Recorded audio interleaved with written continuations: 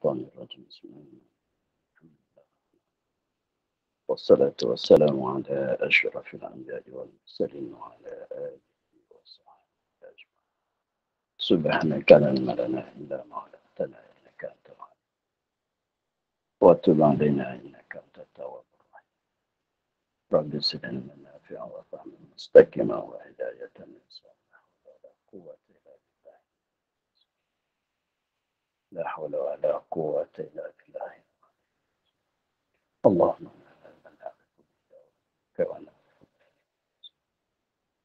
وإلهم الملائكة المقربين واخرج من الظلمات وافتح علينا أبواب رحمتك وعلينا أسرار حكمتك يا رب العالمين.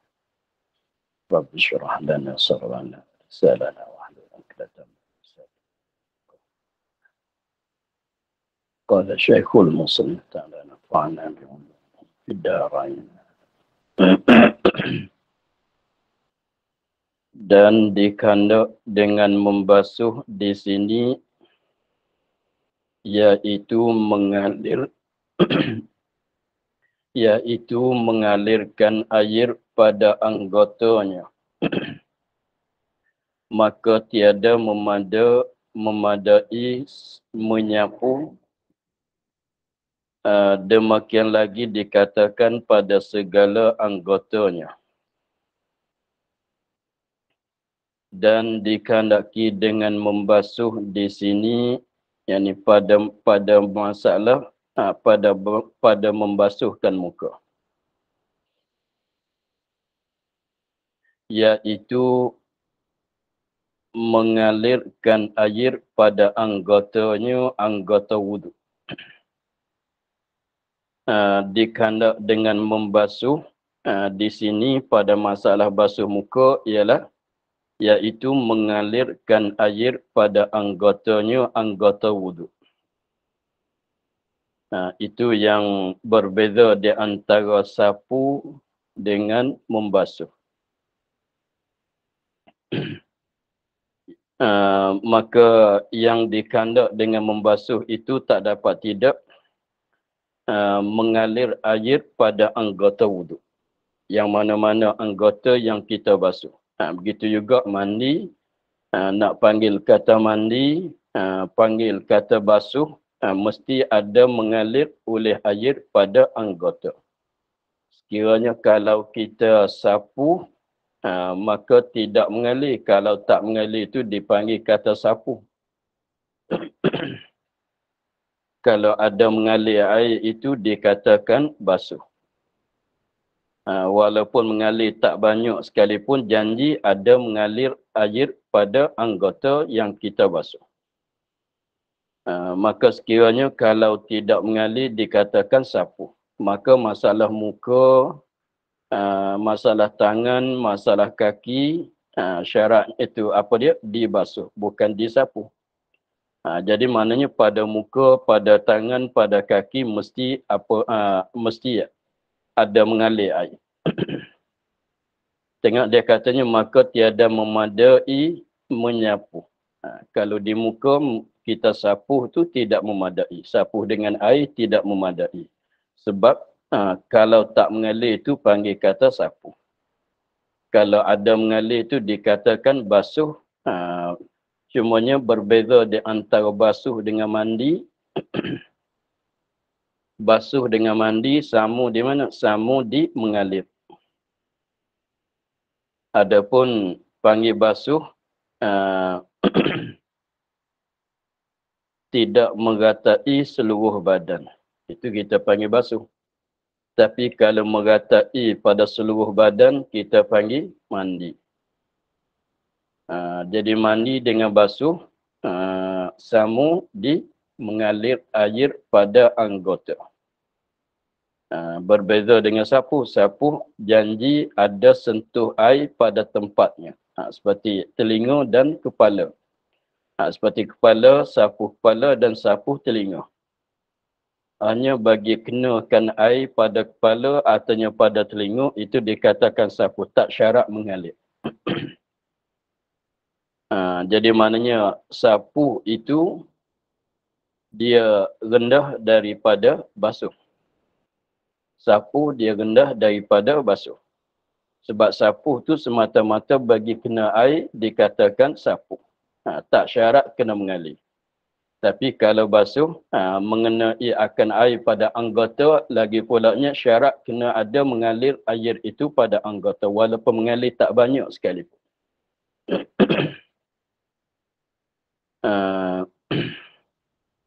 Demikian lagi dikatakan pada segala anggotanya anggota wujud. Lain pada muka, masalah anggota yang dibasuh, tangan, kaki, maka syaratnya kena ada mengalir. Barulah panggil kata basuh. Kalau tidak jadi sapu. Itulah jadi maknanya berbeza di antara sapu dengan basuh, berbeza di mengalir ke tidak mengalir. Kalau tak mengalir, dah kena air pada satu anggota tetapi tidak mengalir, kita panggil sapu. Tapi kalau ada mengalir, walaupun mengalir itu tak banyak sekalipun, dah panggil kata basuh.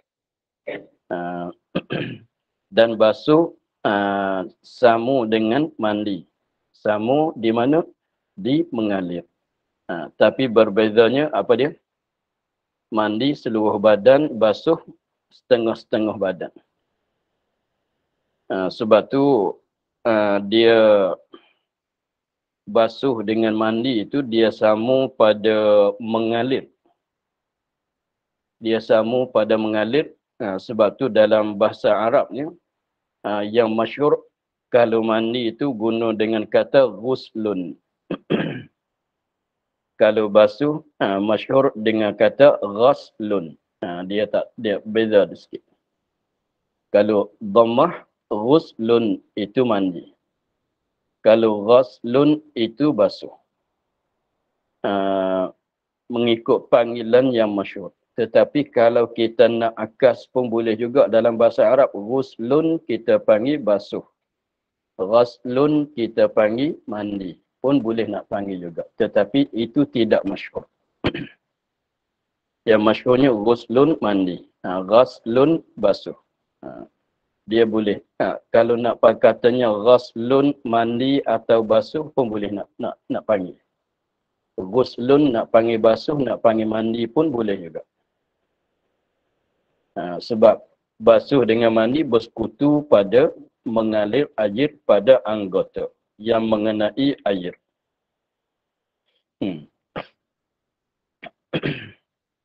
Maka daripada syaratnya kena mengalirkan air, sekiranya kalau kita tuangkan air pada anggota, maka memang yang mengalirkan sebab kita tuang tu air yang banyak.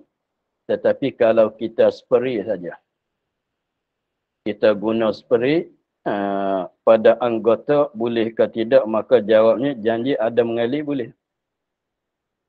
Atau kita percikkan air pada muka, meratai pada muka, kalau sikit tak mengalir, maka tak jadi basuh. Tapi kalau banyak sampai mengalir walaupun tidak bertitik. Contohnya kita percik air kat dahi. Dia meratai kat dahi, dia mengalir turun sampai kat sakat hidung saja. Kita percik pula sampai kat hidung, dia mengalir sampai kat mulut. Kat mulut kita percik, dia mengalir sampai kat dahi. Itu dah jadi mengalir, dah memadai. Itulah maksud dengan kata basuh, syaratnya ada mengalir. Syarat nak jadi basuh tu syaratnya kena ada mengalir. Habis di situ. Kemudian katanya, maka sebab dinamakan wajhun akan wajah kerana hasillah muwajahah, yakni berhadap dengan dia. Ini bahasa Arab tu muka panggil wajhun. Maka sebab dinamakan wajhun. Wajhun di situ mana benda. Dia panggil musamma. Akan wajah itu nama dia. Dinamakan maka sebab dinamakan wajah. Yang kita panggil kata inilah anggota, wajah dengan mana anggota. Dan maka sebab dinamakan wajah, wajah mana anggota dengan akan wajah, yakni akan nama wajah. Jadi muka sebab apakah dipanggilkan muka? Maksudnya gitu. Muka itu sebab apakah dinamakan muka? Wajhun wajah. Sebab apakah dinamakan wajah dalam bahasa Arab? Dia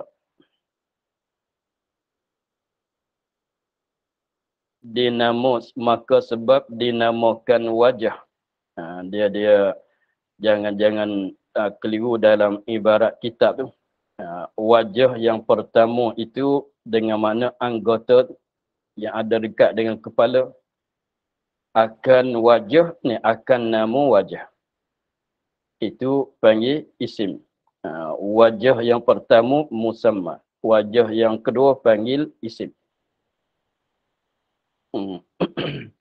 Seperti katanya langit.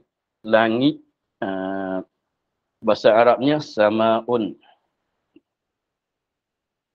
Dinamakan sama satu jenis makhluk tu. Dengan nama sama. Dengan nama kata sama sebab dia tinggi. Gitulah. Kerana hasil muwajahah. Apa makna kerana hasillah muwajahah? Yakni berhadap dengan dia dengan wajah. Dia muka bahasa Arab dia panggil wajhun. Wajhun daripada wajhun inilah jadi digunakan perkataan muwajahah. Muwajahah tu bahasa Melayu katanya berhadap, menghadap. Menghadap. Begitulah. Jadi wajhun panggil kata wajhun dalam bahasa Arab tu sebab kita menghadap dengan muka. Sebab tu kita baca dalam doa iftitah apa? Wajjahtu wajhi. Wajjahtu wajhi. Menghadap oleh aku akan muka aku. Menghadap oleh aku akan muka aku, akan wajahku. Jadi wajhun tu itu daripada asalnya asal bagi muwajahah. Muwajahah tu makna menghadap. Sebab tu apabila ada orang yang ada sebelah kanan kita, sebelah kiri kita, dia panggil kita. Apabila dia panggil kita, panggil nama kita, kita pun berpaling kepada dia. Kita menghadap kepada dia, berpaling dengan muka. Kita berpaling dengan muka. Kita berhadap kepada dia dengan muka. Contohnya orang sebelah kanan kita, dia panggil kita, kita pun berhadap muka kita kepada dia. Kita paling tengok ke dia. Sebab itulah dikatakan wajhun. Daripada asalnya muwajahah, asal bagi muwajahah ialah menghadap. Sebab kita nak menghadap kepada sesuatu, menghadap dengan muka. Sebab tu muka tu dikatakan wajah. Wajhun.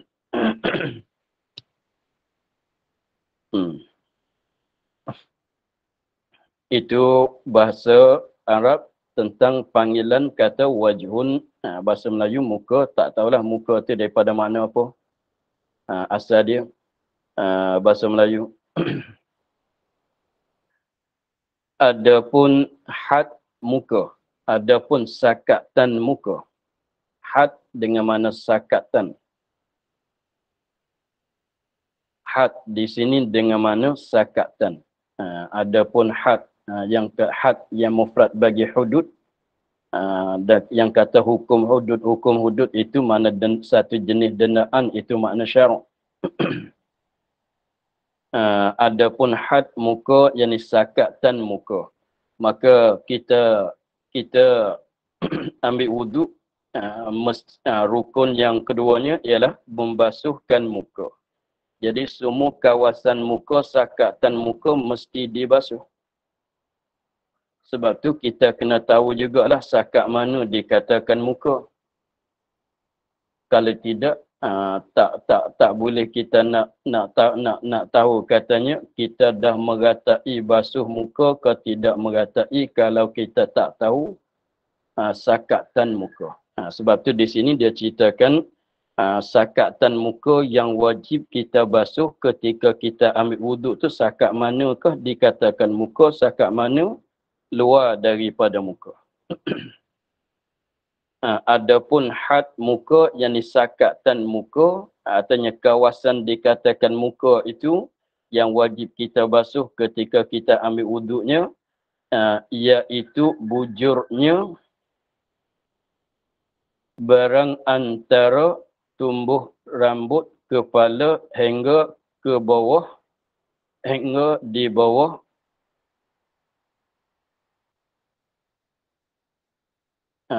hingga di bawah sehingga dagu,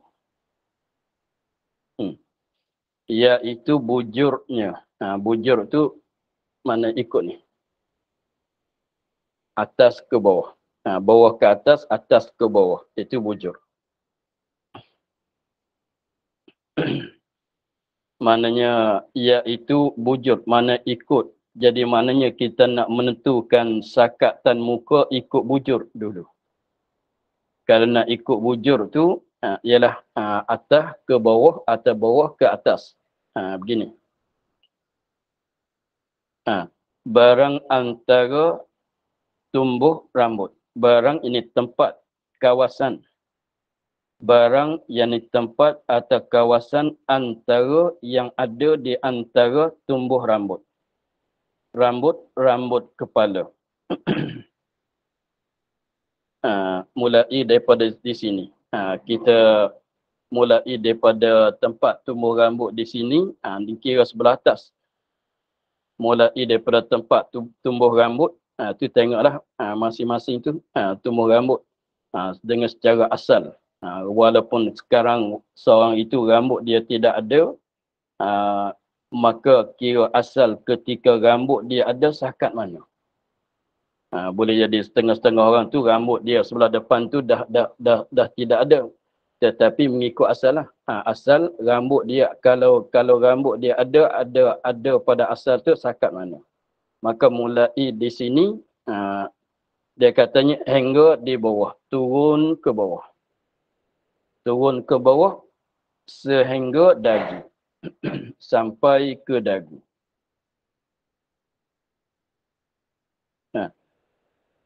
Sampai ke dagu. Dan tulang rahangnya. Sampai dagu, dagu di sini. Dagunya di sini. Dagu dan tulang rahangnya. Tulang rahang di sini. Kalau kita ngangu, tulang ni lah yang bergerak. Dan tulang rahangnya. Tulang rahang tu yang tumbuh gigi sebelah bawah. Jadi dagu tu tempat beripung dua tulang rahang.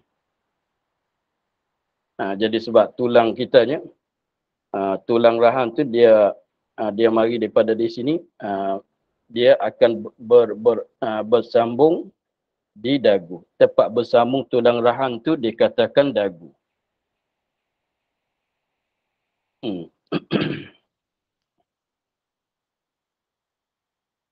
Itu mulai daripada atas sehingga ke bawah.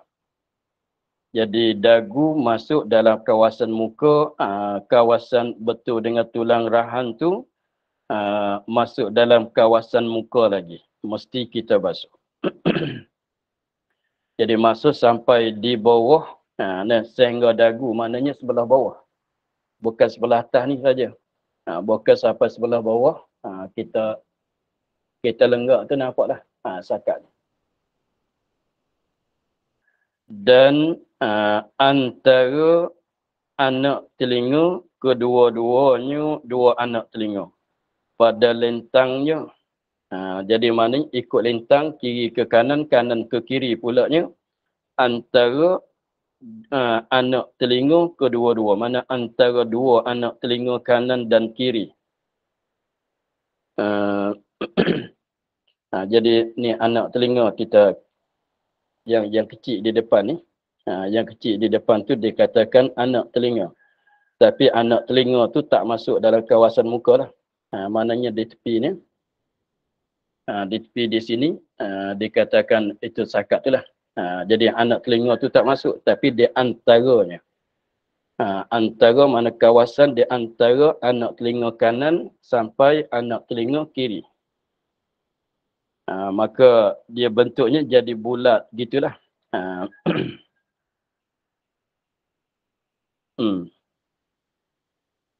Dan wajib membasuh segala bulunya, bulu muka. Bulu yang tumbuh di dalam kawasan muka. Dan wajib membasuh segala bulunya, yakni bulu yang ada yang tumbuh di dalam kawasan muka wajib dibasuh kesemuanya.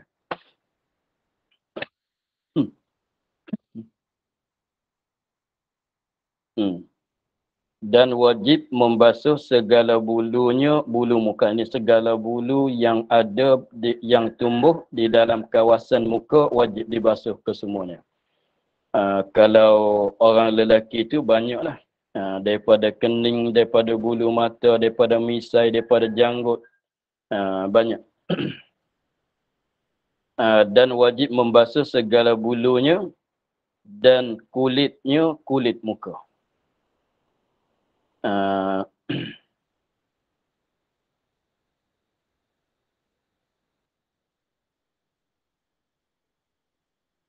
Dan pelepisannya dan pelepisnya dan pelepisan di sini, bulu yang ada di sini, bau bulu yang ada di sini pun wajib membasuh juga. Nisbah bagi orang lelaki ada. Dan tempat ghamam,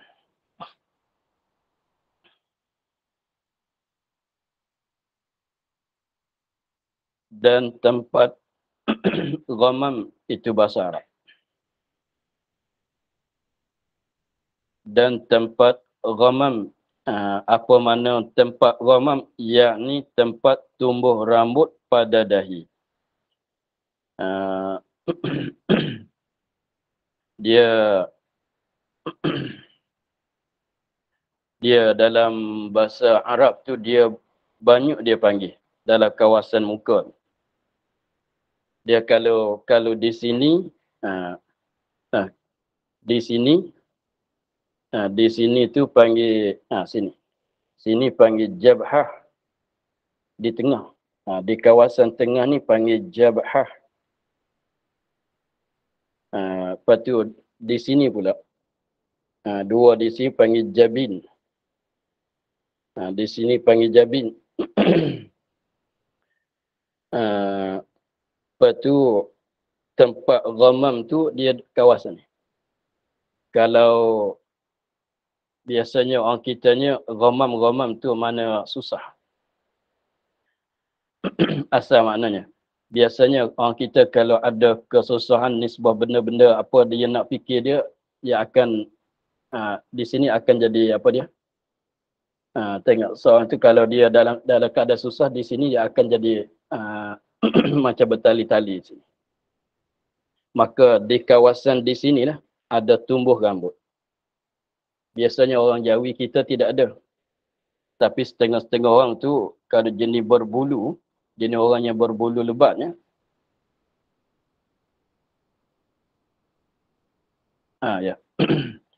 dia ada rambut juga di sini. Di kawasan dahi, kawasan sini tu ada rambut. Bukan di kening. Atas pada kening tu ada tumbuh rambut juga. Setengah-setengah orang lah. Maka sekiranya kalau ada rambut pada dahi, maka wajib membasuhkan juga rambut yang ada pada dahi. Sebab dahi itu masuk dalam kawasan muka.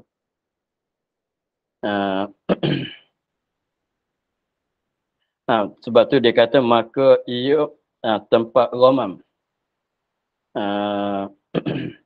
maka ia tempat romam tu daripada had muka jua, daripada sakatan muka. Tumbuhnya itu sebab menyalahi adat. Tumbuh rambut di sini tu, di kawasan dahi itu sebab menyalahi adat. Adat orang kitanya tidak ada. Biasanya tidak ada. Tapi ada juga setengah-setengah orang tu pada setengah-setengah orang tu yang jenis orang yang berbulu ya. Sampai ke dahi pun ada bulu juga. Maka sekiranya di pada kawasan dahi itu ada rambut, maka wajib dibasuh sampai rambut tu juga. Sampai bulu tu lah.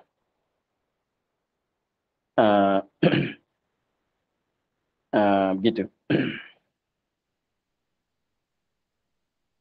Dan wajib meratakan hingga tempat yang terpotong daripada hidungnya.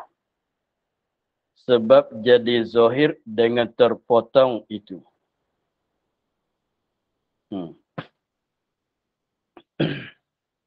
Dan wajib meratakan. Jadi wajib kita meratakan air pada basuh hingga tempat terpotong. Hingga tempat yang terpotong pada hidungnya.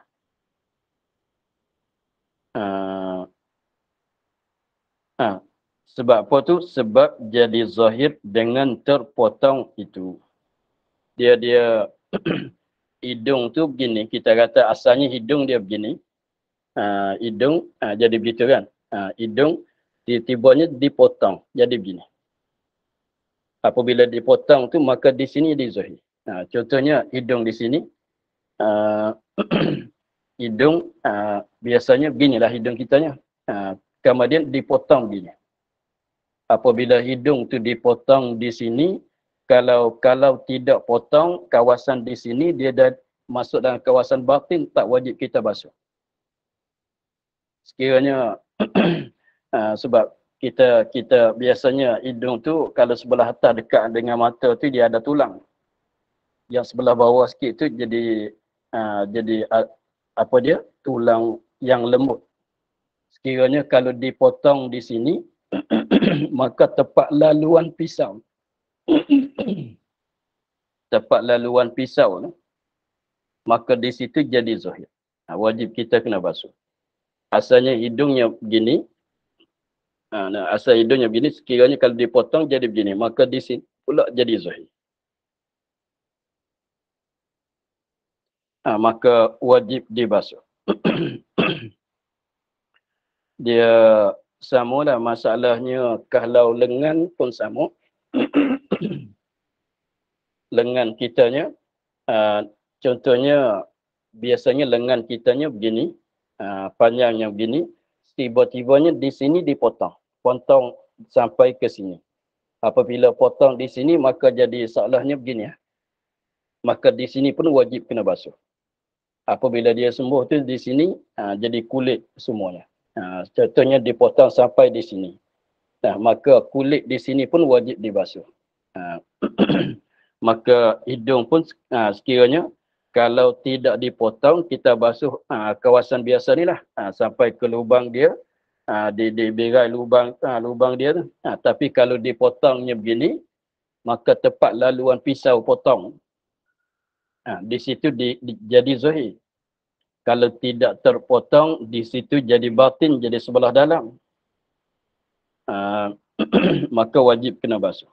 Sebab tu dia katanya dan wajib meratakan hingga tempat terpotong pada hidungnya sebab jadi zahir dengan terpotong itu.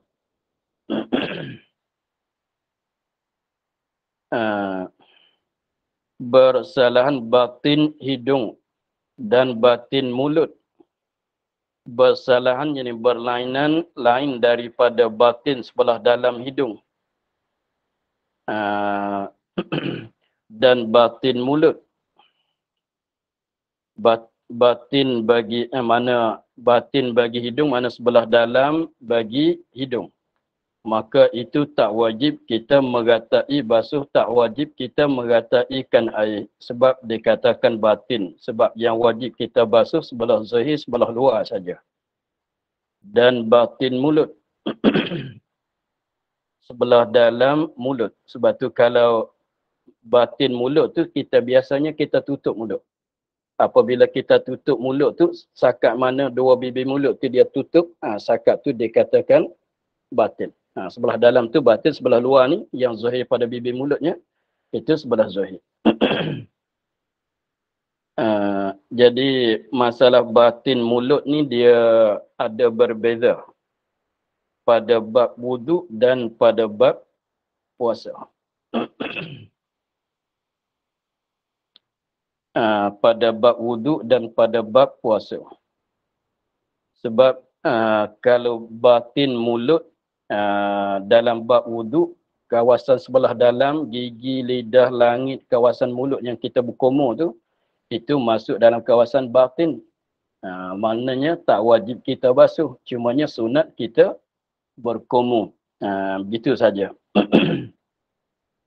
Jadi maknanya sebelah dalam daripada bibir mulut dan gigi, kawasan lidah, kawasan langit, sampai ke makrah, itu kalau dalam bab puasa panggil zahir lagi. Kalau dalam bab wudu dah panggil batin. Sebab tu ketika kita puasa, kita ambil benda, ambil kayu masuk dalam mulut. Masalah kita tak makan, kita berketelan masuk dalam mulut saja. Artinya Allah jari masuk dalam mulut, adakah membatalkan wudu? Jawabnya tidak membatal. Sekadar sentuh dengan lidah dalam, belum sampai pada makrah tu tidak batal wudu. Tidak batal puasa. Sebab itu dikatakan zahir lagi. Adapun dalam bab wudu itu dikatakan dah jadi batin. Itu berbeza. Dan bersalahan batin hidung, sebelah dalam bagi hidung tak wajib kita basuh. Hanya sunat kita masuk air ke hidung istinsyaq. Belum pada basuh muka tu adalah. Tapi ketika basuh muka tu sebelah berdalam bagi hidung tak wajib kita basuh. Sebab yang wajib bagi basuh tu zahir, sebelah zahir saja, sebelah luar bagi muka saja. Dan batin mulut, ini pun tak wajib kita basuh juga. Dan batin mata, sebelah dalam bagi mata. Dia mata ni sebelah luar ni saja. Sebelah luar ni saja, lepas tu sebelah dalam tu kalau kita tarik tu dia akan terbuka lagi. Kita pegang di bulu mata tu, kita tarik tu, yang sebelah dalam tu, itu dikatakan batin. Maka sakat mana kita, sakat mana yang ada sekarang, yang zahir sekarang, sakat itulah kita basuh. Jadi apabila kita ambil wudu, tak wajib kita buka beginilah. Nak basuh tu tak wajib kita buka matanya begini, tak wajib kita buka masuk air ke begini, masuk air ke begini, tak wajib. Macam orang sakit mata tu dia pecik ubat. Dia buka mata dia pecik ubat masuk kat celah-celah. Itu masuk dalam batin. Yang biasanya kalau orang sakit mata tu dia masukkan ubat. Maka itu tak wajib. Sebelah batin bagi mata. Lagi pula kalau masuk air situ rasa pedih.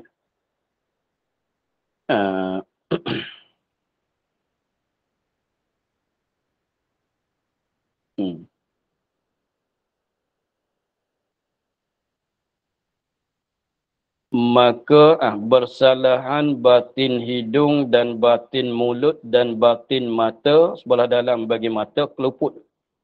Maka tiada wajib membasuh dia.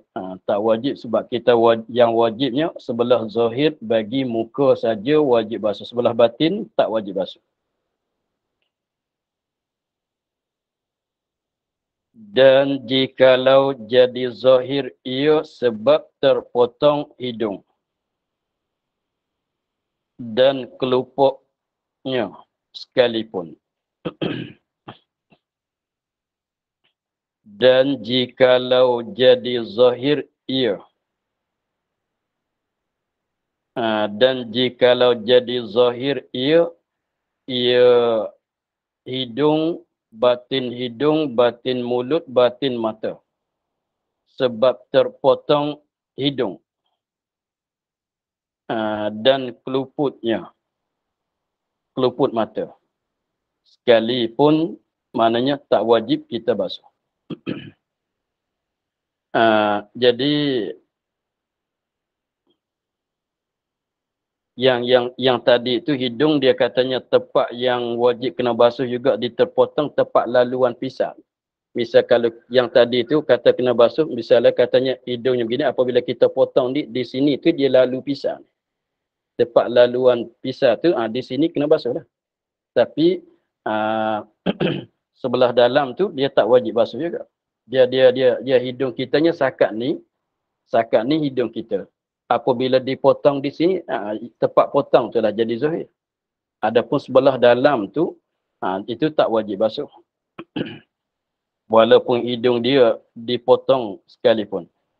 Contohnya, kalau kita nak cerita, contohnya hidung tu dipotong sebelah ni saja. Di tepi sebelah ni saja.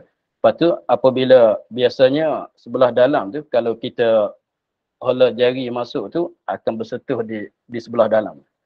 Apabila itu dikatakan batin. Kita boleh holakan jari masuk dalam hidung. Maka apabila dipotong di sini, kawasan kena laluan pisau potong tu, itu wajib kena basuh lah.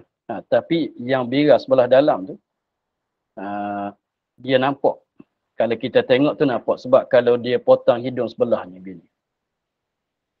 Dinding, dia hidung kita ada dinding kan, ada dinding sebelah dalam, di sini tu ada dinding, maka itu dikatakan batin apabila dipotong ke sebelah ni saja.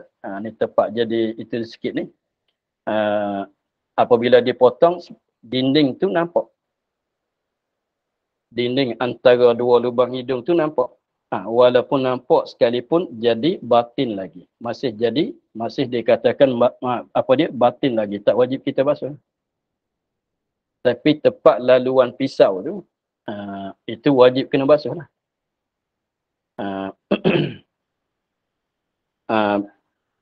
Gitulah. Contohnya bibir mulut. Bibir mulut. Kita wajib basuh sakat ni lah. Sakat zahir bibir mulut. Yang sebelah dalam tu digusi wajib basuh ke tidak? Tak wajib basuh.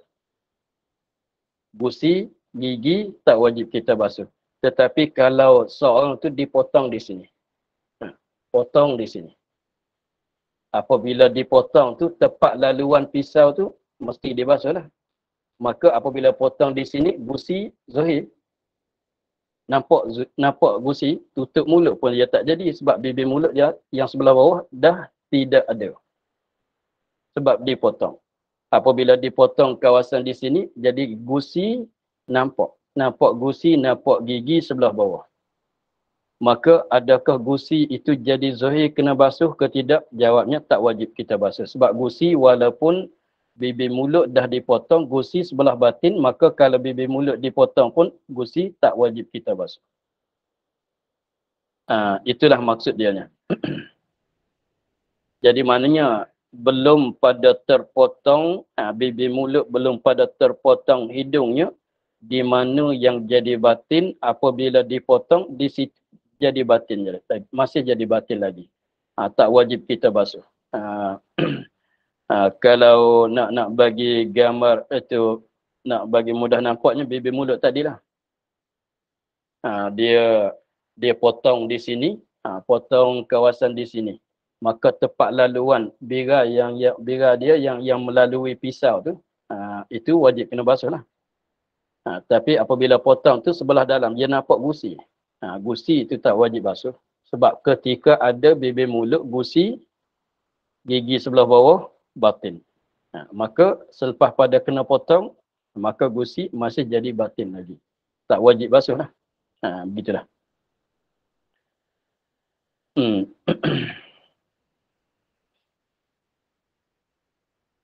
Dan tiada sunat pula membasuh batin mata. Dan tiada sunat membasuh, sikit lagi. Dan jikalau jadi zahir ia dengan sebab terpotong hidung dan keluputnya keluput mata sekalipun. Keluput mata tu misalnya keluput mata sebelah atas. Keluput mata yang sebelah atas tu dipotongkan. Dipotongkan. Apabila dipotong tu nampak biji mata jadi luas. Maka di situ tak wajib kita basuh. Sebab ketika keluput mata yang sebelah atas tu ada, di sebelah dalam tu jadi batin. Apabila keluput mata dipotong, di situ jadi batin lagi. Tak wajib kita basuh. Habis di situ. Kemudian dia katanya, dan tiada sunat pula, tiada sunat. Bukan sunat, tak sunat. Dan tiada sunat pula membasuh batin mata. Ketika kita ambil wuduk basuh muka dan juga ketika kita mandi itu, tak sunat kita buka matanya begini, masukkan air, kita buka mata begini, masukkan air, itu tak sunat. Tak sunat. Bukan sekadar tak sunat, dia katanya, tetapi makruh jika memberi mudarat. Tapi makruh, tak sunat, lagi pula makruh syaratnya memberi mudarat kepada mata. Jadi pedih mata, jadi merah mata ke masalah, membawa kepada jadi satu penyakit pula. Jadi sakit mata pula sekiranya kalau kita basuh sebelah batin bagi mata, maka itu makruh, tak sampai haram. Mudarat, setengah pada mudarat apa? Merah mata, artinya rasa pedih. Maka itu makruh. Sebab tak sunat, sekiranya kalau tak ada mudarat, sekadar tak sunat sajalah. Tapi kalau membawa kepada jadi mudarat, maka hukumnya makruh.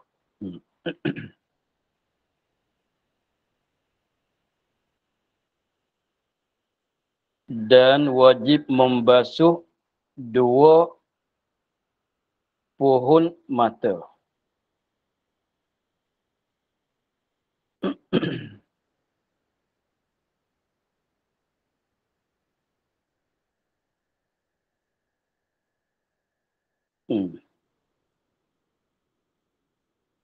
Dan wajib membasuh dua pohon mata.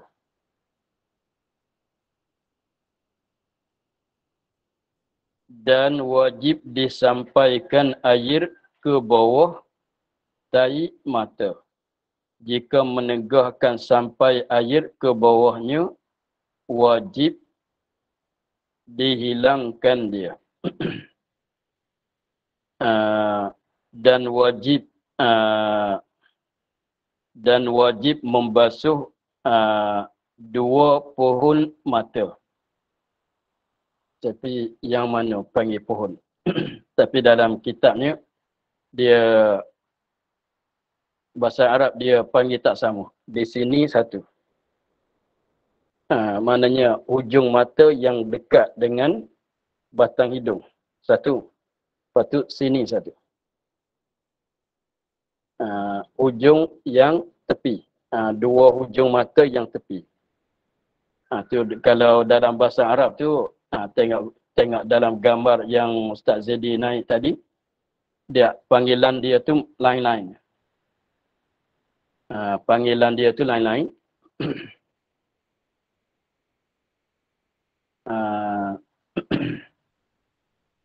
Panggilan dia tu lain-lain. Maka dikandaki dengan pohon tu sebelah ni lah. Sebelah ni. Yang itulah mata kita tu jadi tepi dia. Hujung dia yang ada yang dekat dengan batang hidung. Itu dikatakan pohon mata. Maka wajib meratai juga air di situ. Dan wajib disampaikan air di bawah tahi mata. Sekiranya kalau ada mata dia bertahi, maka mesti wajib kena banyakkan air supaya air itu dia tak wajib membuang. Masalah nanti dulu. Masalah tahi mata tengok. Dia katanya dan wajib disampaikan air ke bawah tahi mata. Jika menegah sampai air ke bawahnya, sebelah bawah, sebelah belakang dia lah. wajib dihilangkan dia. Jadi masalah mata apabila bertahi, wajib buang ke tidak, tahi mata itu kena tengok. Sekiranya kalau tahi mata itu banyak, tebal, keras, apabila kita basuh begini, air tak sampai ke sebelah belakang dia. Jadi tempat ada tahi mata tu tak kena air. Maka wajib kita buang. Wajib kita buang. Tetapi kalau ada sikit-sikit saja, kita basuh tu, air akan sampai sebelah belakang bagi tahi mata. Maka tak wajib buang. Masalah tahi mata sama dengan masalah apa dia? Di kat celah kuku kita ni. Yang kat celah kuku kita ni, apa dia panggil apa? Yang hitam-hitam ni. Kalau orang tani panggil tahi kuku juga. Kalau dalam kitab dia panggil daki. Yang ada kat celah kuku ni, wajib kita buang ke tidak, maka hukumnya sama dengan tahi mata di sini. Sekiranya kalau ada sikit-sikit saja kat celah kuku, kalau kita basuh tu, air akan sampai ke celah kuku. Sebelah belakang bagi daki tadi. Maka tak wajib buang. Tetapi kalau banyak, yang hitam-hitam tahi kuku tu kalau banyak, sekiranya kalau kita basuh tu, air tak sampai ke belakang. Tak berjerat masuk sebelah belakang tu. Jadi kulit sebelah bawah sebelah belakang bagi tahi kuku tu tidak sampai air. Maka wajib kena buang. Begitulah. Itu samalah benda-benda apa-apa benda sekalipun yang ada lekat pada anggota wudu, wajib dibuang ke tidak, maka tengok di situ. Kalau tidak menegahkan sampai air, maka tak wajib buang. Seperti kalau orang tanyanya, kita pakai stukin, kita pakai sarung tangan. Ke mana stukin artinya sarung tangan, sarung kaki itu buatan daripada kain yang berjerat air, yang mengisap air. Maka sekiranya kalau kita basuh, kita pakai sarung tangannya biasanya dia jarang. Isi dia tak rapat, bukan sarung tangan plastik, sarung tangan kain. Apabila kita jiru sebelah atas ni, air akan berjerat masuk sebelah dalam. Maka itu tak wajib kita buang. Pakai pun boleh. Sekiranya kalau sarung tangan yang kemas, artinya yang getah, yang plastik tu, maka wajib kita kena buang sekiranya kalau air tak sampai.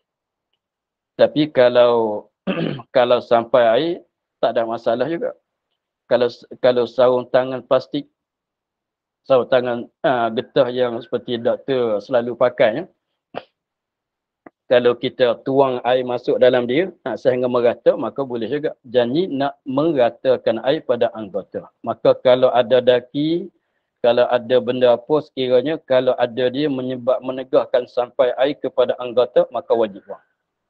Sekiranya kalau tidak, kalau dia ada tapi tidak menegahkan sampai air kepada anggota yang wajib kena basuh, maka tak wajib kita buang. Biar begitu pun boleh. Begitulah, itu masalah tahi mata dan daki kat celah kuku pun sama.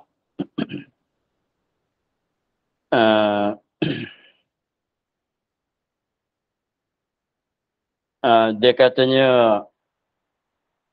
jika menegahkan sampai air ke bawah, mana sebelah belakang dia tu lah, sebelah bawah pada dia tu, sebelah bawah dia tu kulit kita lah, kulit yang wajib dibasuh tu lah. Wajib dihilangkan dia, wajib kena buang. Tahi mata tu wajib kena buang. Itu apa dia? Daki kat celah kuku tu wajib dibuang. Begitulah. Abi. Maka kita akhir di situ. Katanya, dan wajib membasuh bulu yang tumbuh pada muka seperti bulu pelepisan dan bulu mata. 4. Kita akhir di situ dulu. Wallahu a'lam. Alhamdulillah rabbil alamin. A'udzu billahi minasyaitonir rajim. Bismillahirrahmanirrahim. Alhamdulillah rabbil alamin. Wassalatu